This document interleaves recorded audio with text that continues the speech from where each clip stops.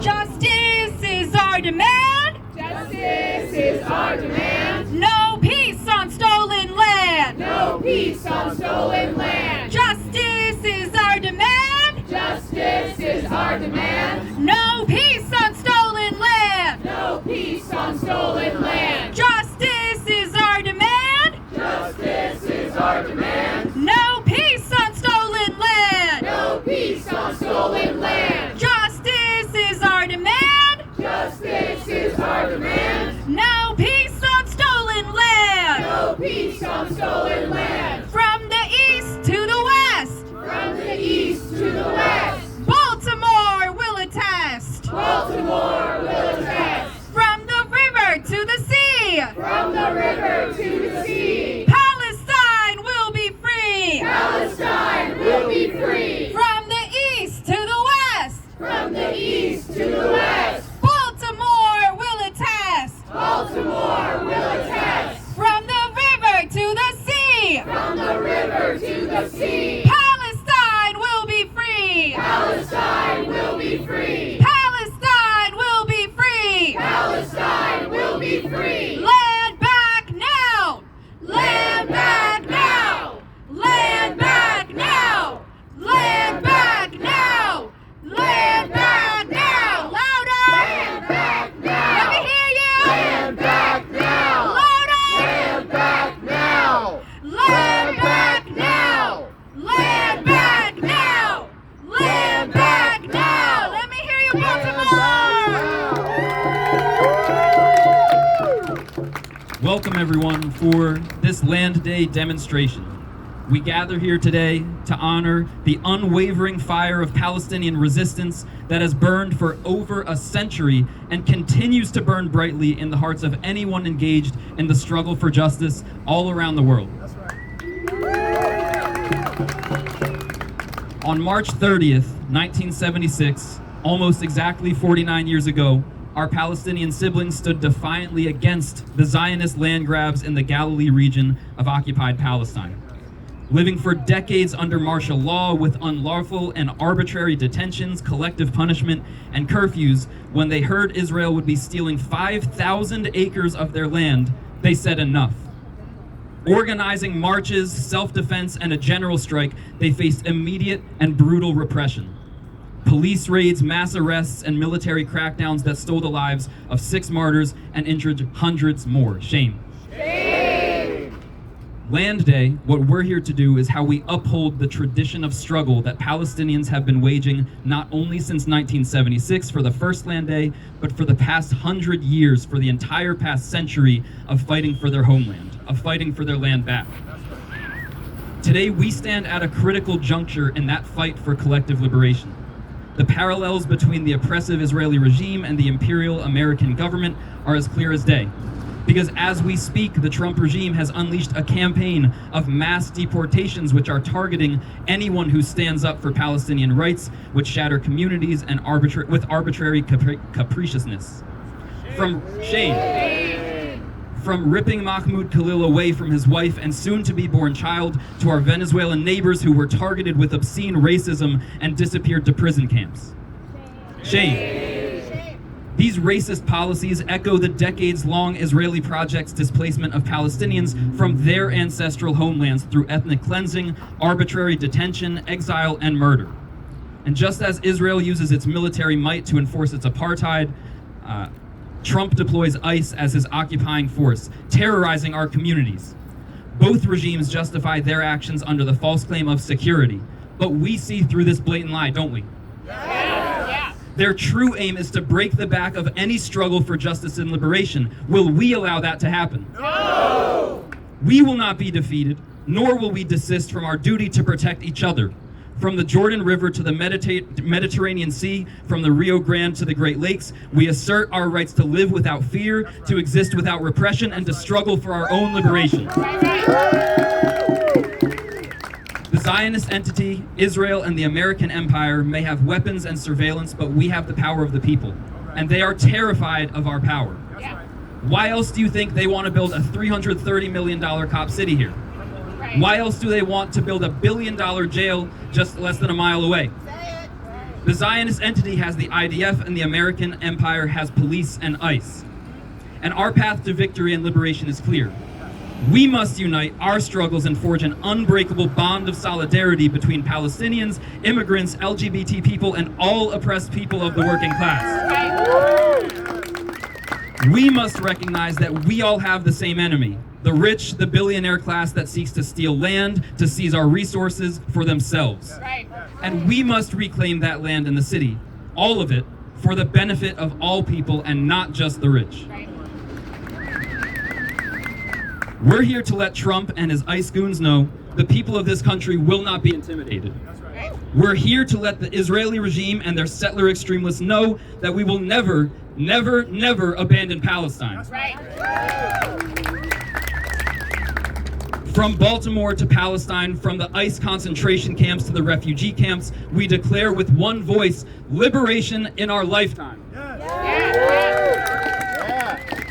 We will free Palestine. We will free Palestine Within our lifetime. within our lifetime. We will free Palestine We will free Palestine within our lifetime. within our lifetime. We will free Palestine We will free Palestine within our lifetime. within our lifetime. Within our lifetime. Within our lifetime. Thank you, everyone. We have a great list of speakers today. Thank you, thank you, thank you. Our first speaker is going to remind us of something that I think all of us here do know, but it's worth saying and worth reaffirming every day, is that anti-Zionism is not anti-Semitism. Right. Those of us in the Jewish community know the lies that we have been told for years about what Israel is supposed to mean for the security of Jews, but we know that these are lies of American empire. So to speak from the Jewish Voice for Peace, please show some love for Jeremy.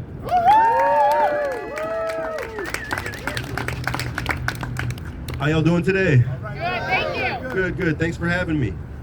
Hey everybody, my name is Jeremy Levinger, and I'm a member of the Baltimore chapter of the Jewish Voice for Peace, and I'm honored to join so many local organizations and individuals today growing in this call for an apartheid-free Palestine, an apartheid-free Turtle Island, and an apartheid-free world. Tomorrow marks the 50th annual commemoration of Land Day across Palestine. In 1976, the Israeli government announced plans to take 20,000 dunams of Palestinian land between the villages of Sakhnin and Araba, which basically meant about 10% of Baltimore City's area, or roughly 8 square miles. So if you can imagine an entire region of Baltimore, let's say Northeast Baltimore, they announce overnight they're going to take it from you, right? After marches and a general strike across Palestine, 6 protesters were killed, 100 more injured, and hundreds more arrested. But since the Nakba of 1948, which displaced over 750,000 Palestinians from their ancestral home and captured 78% of historical Palestine, the Israeli government has continued to steal land and ethnically cleanse the Palestinian population. But this destruction and devastation is made possible through a wide array of propaganda, known as Hasbara, to dehumanize and disregard Palestinian life. For example, despite being raised in an otherwise left-wing synagogue in Minneapolis, Minnesota, my Sunday school collected tzedakah, which means charity, in a little blue box in each class. We often glossed over where the charity went, and after asking more, I learned our donations went towards planting trees in Israel. After searching up the Jewish National Fund, it became clear that this money being collected from my classmates actually went towards ethnic cleansing, apartheid, and ecocide. The Jewish National Fund directly owns 13% of land in Israel and explicitly develops and leases land only to Jews, all while aggressively demolishing Palestinian homes and farmland and evicting Palestinian farmers. They acquired nearly 80% of this land that they own within 5 years after the Nakba of 1948 through something called absentee property, meaning once they basically exiled Palestinians from their home and across to neighboring countries or West Bank and Gaza, those homes were declared absentee property and they could just take them. Furthermore, the JNF plants non-native plant species in the region, such as pine trees, leaving behind a destructive path of toxic pine needles, thus destroying biodiversity in the land while attacking human diversity legislatively. So I think I can speak for all Jews everywhere by saying Israel cannot speak for all Jews everywhere. Right. Many Jewish people across the world, rooted in deep Jewish traditions and values, and are rising up now to say, not in my name, to the genocide and occupation. This propaganda that paved the way for my otherwise left-wing synagogue to become complicit in supporting ethnic cleansing was the notion of a land without a people for a people without a land. Yet, I urge each of you to check out my favorite book on this subject by historian Walid Khalidi, titled Before Their Diaspora. Breathtaking photos illustrate the immense prosperity of every sector of society in Palestine before 1948, especially agricultural marvels such as vast olive tree fields and juicy oranges emanating life from Jaffa. This book also showed me that it is most dangerous to become an American exceptionalist in this fight for Palestinian liberation, given that settler colonialism, genocide, apartheid, and ecocide also created the nation we live in today. Because, here's some facts. Across Turtle Island, 95% of the indigenous population were killed by European colonizers, and 99% of the indigenous land here has been lost to the U.S. government. Native communities such as the Pine Ridge Reservation in South Dakota and the Little Earth of United Tribes Public Housing Project in my hometown of Minneapolis face immense challenges due to poverty imposed by this settler colonialism. Meanwhile, approximately 2,000 acres of farmland per day is lost in the U.S. to other industrial purposes. Right here in Baltimore, despite living in a majority black city, disparities between the white L and the black butterfly are glaring in terms of access to resources and opportunities. The history of redlining in Baltimore is very visibly present until this day, as majority white neighborhoods were developed through bank loans and majority black neighborhoods were intentionally neglected and underfunded by the government and financial institutions. The racial homeownership gap in Baltimore has been steadily increasing in recent years, and across Maryland, only 1.4% of registered farmers identify as black, showing land ownership is also nowhere near proportional to the populations present in Maryland. As for my place in the struggle, historically, Jewish people were banned from living in many neighborhoods across Baltimore and across America as members of the Semitic race. Yet, during the 1950s and 60s, restrictive housing covenants were banned, and many Jewish people left the inner cities of America to move to the suburbs. White flight and white assimilation created a large change, with many Jewish people moving out of basic apartments and some becoming landlords and property owners that rented to working class families. Unlike local programs that send people to occupied Palestine to build relations with the Jewish community, aka if you've all heard of the Kwaisim Fume's Elijah Cummings Youth Program, so unlike that, which sends people on a Hasbara tour to Israel, we believe that solidarity between peoples can be built right here in Baltimore through collective liberation. Only by building connections across all communities in Baltimore can we fight back against settler colonialism, Zionism, ecocide, and all systems of oppression. So, we must find creative ways to struggle for both material and symbolic gains related to land ownership and historical remembrance from Baltimore to Palestine. There have been symbolically powerful actions, such as tearing down the Robert E. Lee and Stonewall Jackson statue in Wymondale Park and to create the Harriet Tubman Grove and reclaiming spaces to honor ancestors. Other battlegrounds, such as the Standing Rock encampment against the Dakota Access Pipeline, have shown tremendous courage and organization in the face of ecological destruction. So I am blessed to come from a long line of Jewish ancestors who believe in diasporism over Zionism, and that there should be a way to live out our best lives in harmony with others, no matter where we live. On this 50th annual Land Day in Palestine, let us say, land back over manifest destiny, diasporism over Zionism, and free Palestine from the river to the sea. Thank you. I'm gonna lead one chant with y'all, okay? If you can do it with me. Up with liberation. Up with liberation. Down with occupation. Down with occupation. Up with liberation. Up with liberation. Down with occupation. Down with occupation. We said land back, liberation. Land back, liberation. Hell no to occupation. Hell no to occupation. Say hell yeah, land back and liberation. Hell yeah, land back and liberation. And a fuck no to occupation. Fuck no to occupation. Thank you.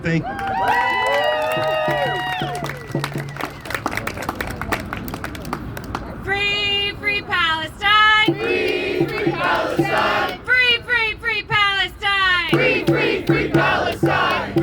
Free Palestine. Free Palestine. Free Palestine. Free Palestine.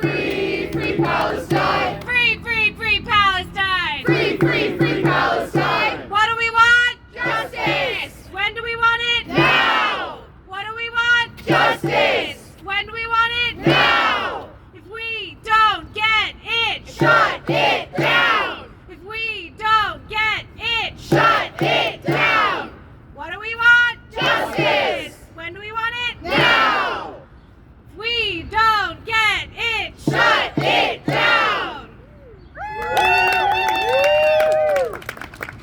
Yeah, well, I remember a lot of the things that Jeremy just described. I remember that tzedakah box getting passed around and then hearing where that money was going to and being told in synagogue that how important the Israeli state was to our safety somehow. And somehow that had to go unquestioned. You couldn't ask why, what does that have to do with our safety? Because if you start asking questions, if we start learning the truth about what's happening in Palestine, about what our money and our resources are going to, then none of it makes any sense for us, because it's not supposed to make sense for us. It makes sense to the corporations, to the billionaires that are investing all this money and committing a genocide in our name. Right, shame! So our next speaker is going to continue to clarify who our enemies are, thinking about the lies that we're being told, and really about the mask coming off of American empire as well. They're not even necessarily trying to lie in the same ways as before. So please show some love for my comrade in the Party for Socialism and Liberation, Sebastian. Thank you everybody for being here. Over the past month, Trump and the billionaires in his cabinet have escalated their efforts at stopping our movement. At the forefront of this effort, domestically, are the students. Mahmoud Khalil was arrested in front of his 8-month pregnant wife in his own home because of the leadership he provided on the negotiation team during the Columbia encampment. Shame. Shame! Dr. Rasha Alawiya was deported back to Lebanon solely for having pictures of Hassan Nasrallah's funeral on her phone. Shame. Shame! Dr. Badar Khansuri was ambushed by masked federal agents at his family home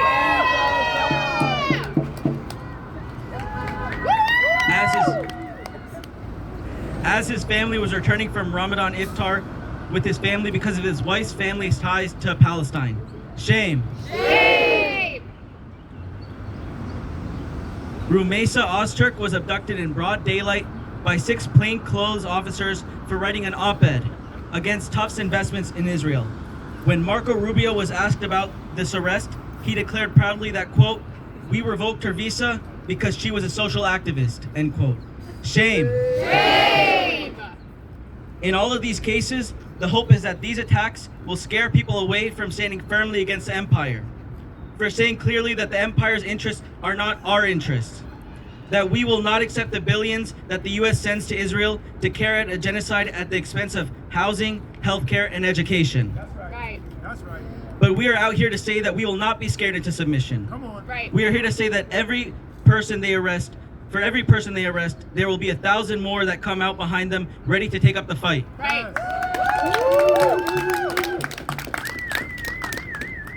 That we will fight for each and every one of their freedom. Yeah.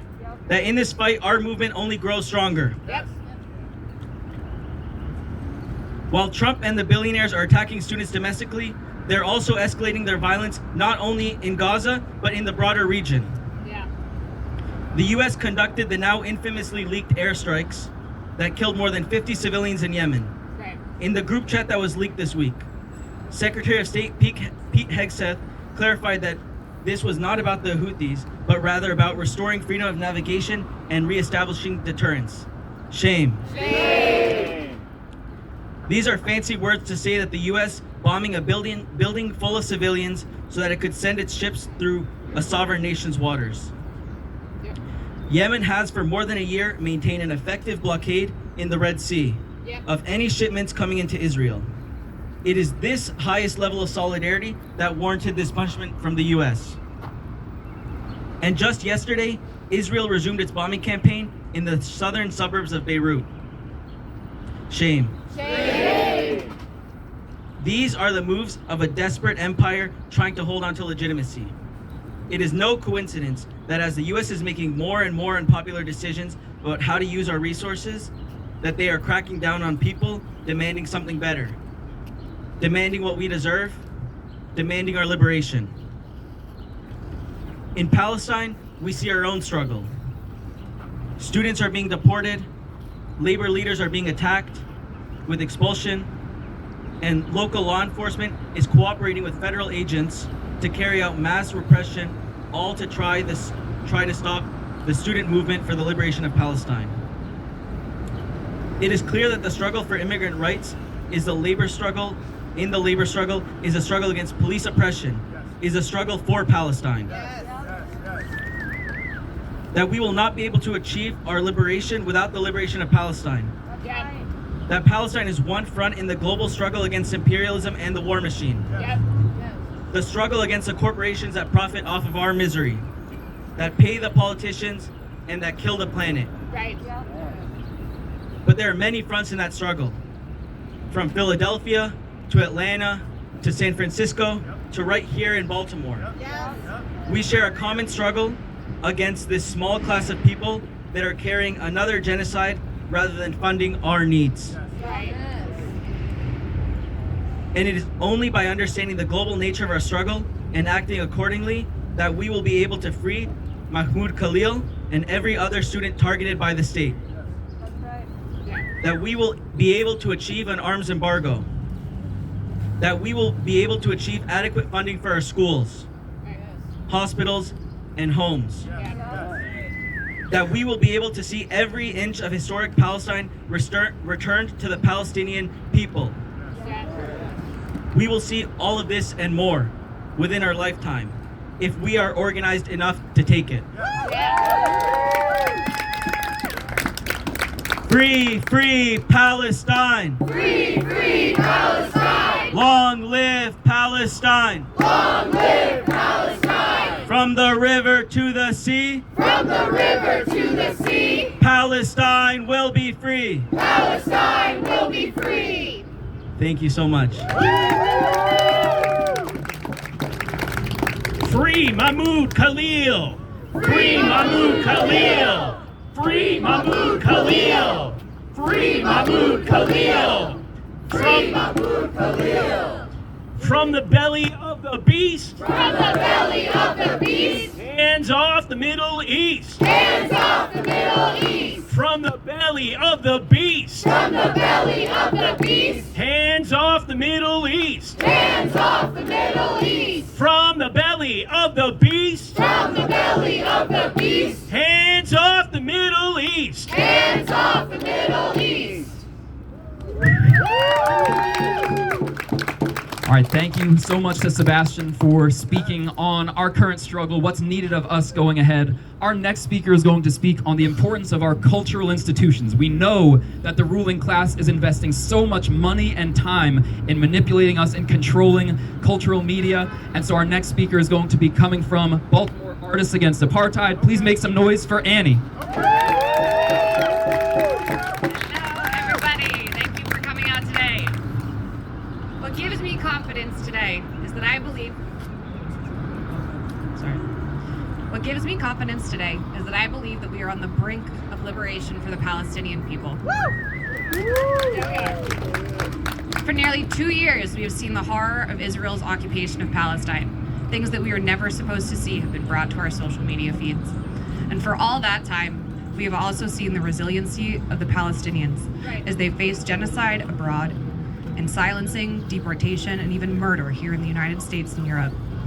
Many institutions have stepped up to bear witness to the atrocities in Gaza, while others, like Columbia University, collude with our federal government to enact racist, draconian policies that threaten every one of our lives and our freedoms.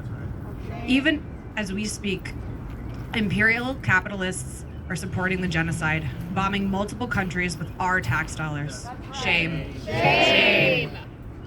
Yet, in the face of everything that they are doing, the Palestinians and their allies have withstood the greatest armies. They have shown us that there is a different path forward, one that rejects the notion of domination and deconstruction and favors justice and liberation. They have shown the power of how we, as a strong and united force, can stand up to the bullies and to the greedy, to the sadistic and to the opportunists. Their strength shows the power of not only desire, but also of organization, determination, and commitment to their homes and to their lives. They have shown that even when the probability is against them, and the powers around them continue to starve and kill their families, they will remain steadfast in who they are.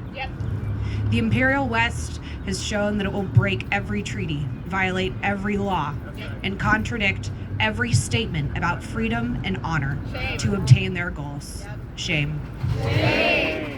As long as they continue down this path, it will undo everything for them.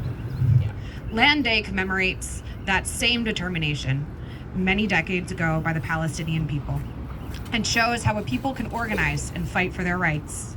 Like today, others were harmed and killed by the occupation in Palestine and abroad. And like today, they persevered without the support of others, sustaining their ability to organize in the love of their land and each other. Those that organize today are part of a great tradition, one that we feel their ancestors would be proud of. It's an example that we all must strive for in order to liberate ourselves here as well. The strength of the Palestinian people give us the model for how we must organize this fight. As many did during the liberation struggles of the 20th century, up to and including that of the Black Lives Matter protests.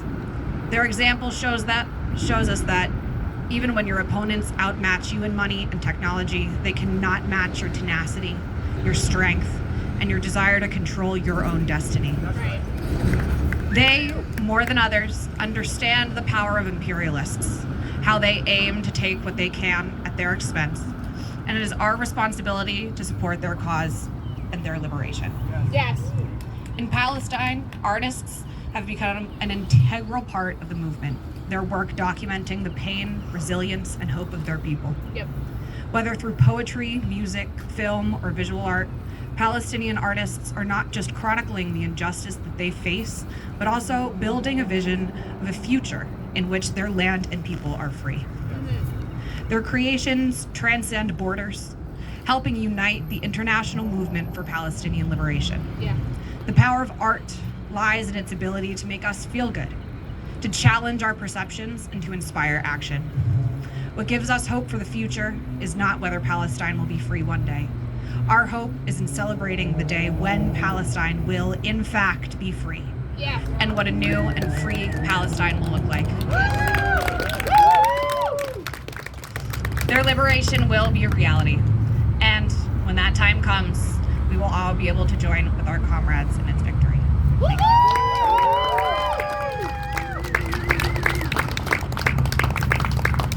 We will honor all our martyrs. We will honor all our martyrs. All our children, sons and daughters. All our children, sons and daughters. We will honor all our martyrs. We will honor all our martyrs. All our parents, mothers, fathers. All our parents, mothers, fathers. We will honor all our martyrs. We will honor all our martyrs. All our children, sons and daughters. All our children, sons and daughters. We will honor all our martyrs. We will honor all our martyrs. All our parents, fathers, mothers. All our parents, fathers, A mothers. ceasefire is not the end. Ceasefire is not the end. Free the people and free the land. Free the people and free the land. A ceasefire is not the end.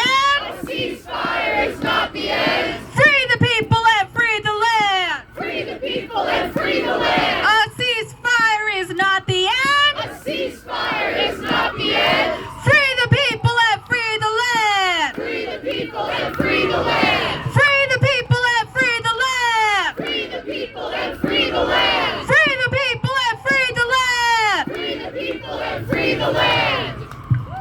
All right. My name is Jake. I'm here with PSL, and I'm here to talk about my friend in Gaza. Her name's Samar Majdi Mohammed El Nabi. She lives in Shujaiya neighborhood in Gaza City. It's the northern part of the Gaza Strip. For over 500 days, Samar and her family have endured and survived Israel's genocidal campaign against the people of Gaza. She just turned 28 years old on Thursday, and it was hard to celebrate that birthday with her long distance, but we did what we could, and she had a great day. Last week, she texted me at 3:40 a.m. to tell me that the war has returned and that bombs were falling all night long. Shame. Shame. What does it take to endure over 500 days of US-made bombs raining down around your home? Drones buzzing overhead, threatening to unload their ammunition on anyone it detects. The distant rumbling of tanks and bulldozers slowly coming closer to your house. The very sounds of the conflict are inescapable, haunting Samar at every moment. On some nights, drones would scatter flares in her neighborhood to cast a bright red glare against the building, terrifying everyone with the thought of what could come next and ensuring that no one could sleep. Shame. Shame! Everyone in Gaza is exhausted. No one has any money. There is no electricity, no running water, no gas to cook food with, and very little food at all. Day-to-day existence itself is the real struggle for hundreds of thousands. Israel's total blockade on any goods entering Gaza ensures widespread starvation. Samar and her family survive the hardest times by eating animal feed and getting IV drips in their arms. Shame! Shame! Israel's assault on Gaza's hospitals is grotesque. Doctors and nurses describe seemingly endless shifts following bombings, trying to operate on brutally wounded patients without any painkillers, while Zionist forces attack their hospitals and kill their medical staff.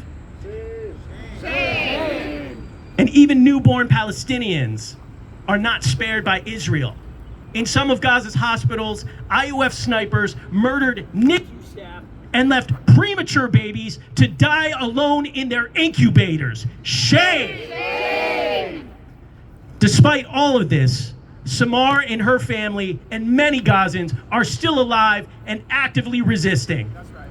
I asked Samar if there was anything she wanted to say today, and she said, yes, tell them this. I'm a teacher. I used to teach children to try their best not to think about the sounds of explosions. But now I need someone to tell me that. In Gaza, we have experienced every humiliation. This war causes us great pain, and we are exhausted. The occupation has not stopped. It has returned with strength to try and destroy us. I'm afraid.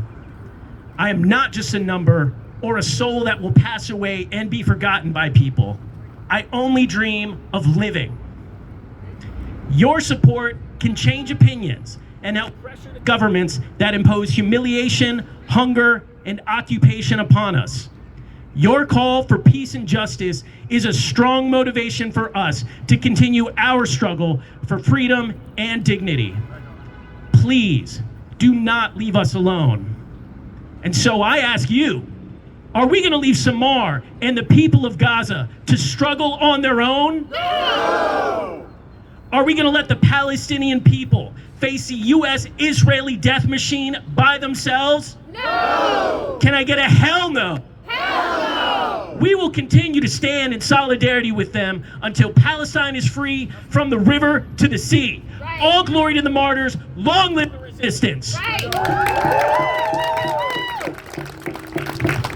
Free, free Palestine! Free, free Palestine! Free, free, free Palestine! Free, free, free Palestine! Free, free Palestine! Free, free Palestine! Free, free, free Palestine! Free, free, free Palestine! From Baltimore to Palestine! Baltimore to Palestine! Occupation is a crime! Occupation is a crime! From Baltimore to Palestine! From Baltimore to Palestine! Occupation is a crime! Occupation is a crime! From Baltimore to Palestine! From Baltimore to Palestine! Occupation is a crime! Occupation is a crime! Brandon Scott, you can't hide. Brandon Scott, you can't hide! No both sides in genocide. No both sides in genocide! Brandon Scott, you can't hide. Brandon Scott, you can't hide! No both sides in genocide. No both sides in genocide! Brandon Scott, you can't hide. Brandon Scott, you can't hide! No both sides in genocide. No both sides in genocide! We demand land back. We demand land back! We demand land back. We demand land back! IDF, KKK, IDF, KKK, BPD, you're all the same. BPD, you're all the same! IDF,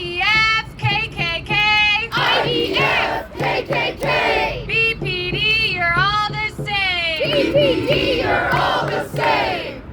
Let me hear you, Baltimore!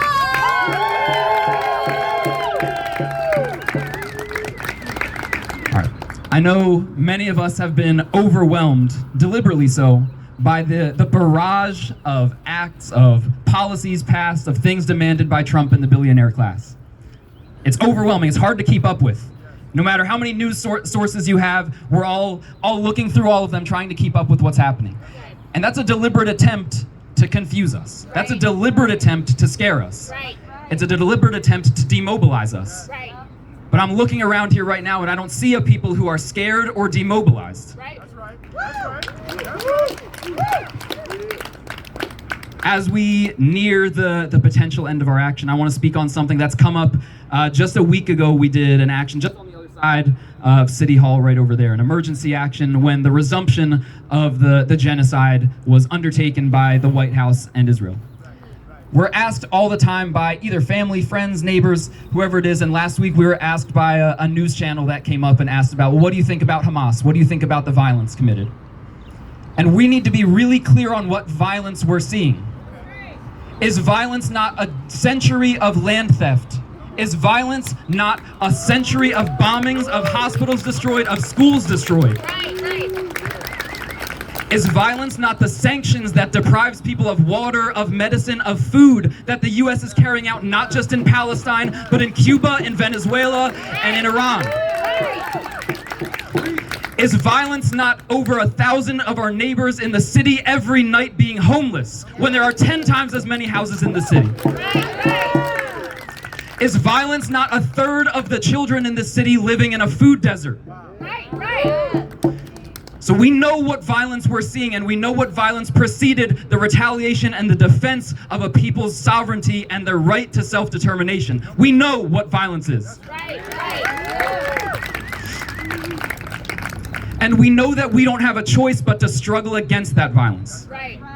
So before I forget to mention, a week from today, there's a national mobilization in Washington, D.C. on April 5th. I know many of us already probably have plans to go down to Washington, D.C. We will be organizing a contingent of people on a bus, so if you have already received a flyer from one of the comrades in the PSL, please make sure you get one of those before you leave, and whether you take the bus or not, I would love to see all of you here next week or in Washington, D.C. next week at this critical moment. Before we wrap up, I want to thank everyone for being here and staying through this rally that we've had here today. Because it's only when we come together, as we have here today, that we can actually turn the righteous anger, the fear, the desperation that we're feeling into a force for change. Revolutions have been won before. What we're trying to do has been done before. But we can only take what we're organized enough to have. We know that no matter how desperate the conditions are in Palestine or in Baltimore, that Palestine and we will be free. And not simply because they want their land more than the colonizers in Israel do, but Palestine will be free because they are united and they're organized around a common goal of national liberation and their right to their land back. We too can be free here, but only if we are able to continue to build a movement that is powerful enough to make demands rather than requests. When those demands are denied by the ruling class, even if we're strong enough, then we have the power to make them reality anyway. That also demands that what we're doing here today doesn't end here today. This is not a beginning, nor is it an end. We're going to need to bring all of our family, friends, the neighbors, the people who don't yet think that this is their struggle too, need to be here with us, need to be there in DC a week from today. Because if we're able to unite to continue building a movement together, we'll not only win our own freedom, but an immediate and permanent ceasefire, the end of all U.S. aid to Israel, the right of return for all Palestinian refugees, the freedom of all students unjustly targeted by ICE, and a free, decolonized Palestine from the river to the sea. From the river to the sea, From the river to the sea, Palestine will be free. Palestine will be free. From the river to the sea, From the river to the sea, Palestine will be free. Palestine